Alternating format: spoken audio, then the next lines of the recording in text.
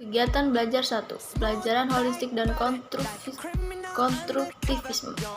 Apa sih pengertian holistik dan konstruktivisme?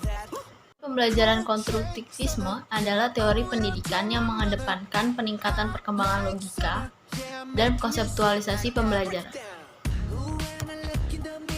Sedangkan teori pembelajaran holistik atau terpadu adalah suatu objek akan terlihat apabila diamati secara menyeluruh, bukan terpisah-pisah. Apa sih produk-produknya? Produk pembelajaran harus mencakup keseluruhan aspek dari dimensi fisik, sosial, kognitif, emosi, moral, kepribadian secara utuh. Surya 2004 mengemukakan bahwa pendekatan pembelajaran berfungsi 1. Memberikan garis-garis rujukan untuk perencanaan kegiatan. 2. Menilai hasil pembelajaran yang telah dicapai. 3. Diagnosis masalah-masalah pembelajaran yang timbul. 4. Menilai hasil penelitian dan pengembangan yang telah dilaksanakan. Pandangan konstruktivisme menerapkan pembelajaran mengajar yang terpusat pada anak, children center approach, yaitu 1. Organisasi pengajar tidak hanya pada segi pencapaian prestasi akademik. 2. Topik-topik yang dipelajari didasarkan pada pengalaman anak yang relevan. 3. Metode mengajar yang menyenangkan. 4. Prioritas kesempatan anak untuk bermain dan bekerja sama. 5. Bahan ajar yang konkret. 6. Penilaian tidak hanya pada aspek kognitif saja. 7. Penemasi guru yang bukan hanya sekedar mentransfer pengetahuan kepada anak. 3. Level pendekatan konstruktivisme yaitu 1. Konstruktivitas radikal. 2. Realisme hipotesis. 3. Konstruktivitas biasa. Pendekatan holistik menurut psikologi Gian, aplikasi psikologis memiliki ciri 1. Pengembangan insight. 2. Pembelajaran bermakna. 3. Berperilaku tujuan. 4. Prinsip kesesuaian dengan lingkungan anak. 5. Transfer dalam pembelajaran.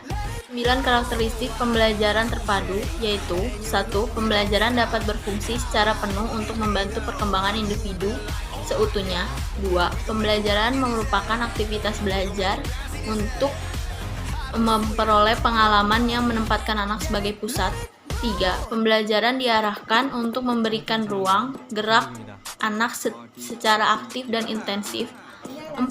Pembelajaran harus menjamin anak pada posisi yang baik dalam suasana kebersamaan.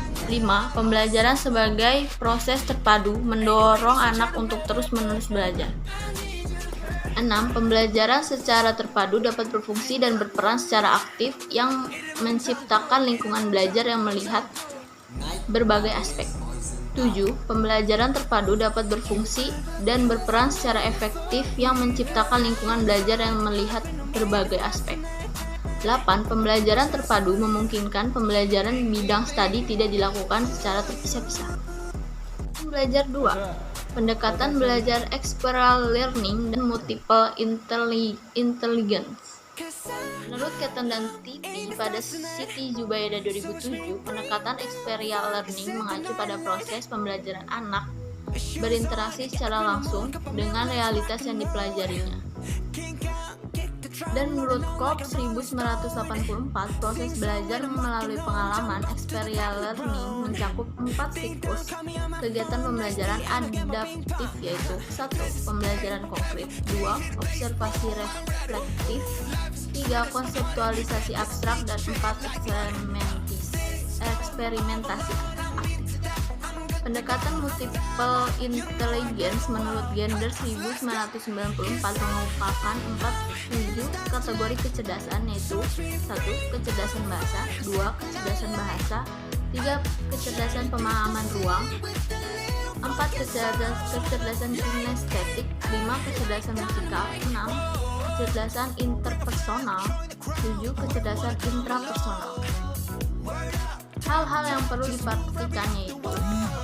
Setiap individu memiliki 7 kecerdasan yang bersifat unik.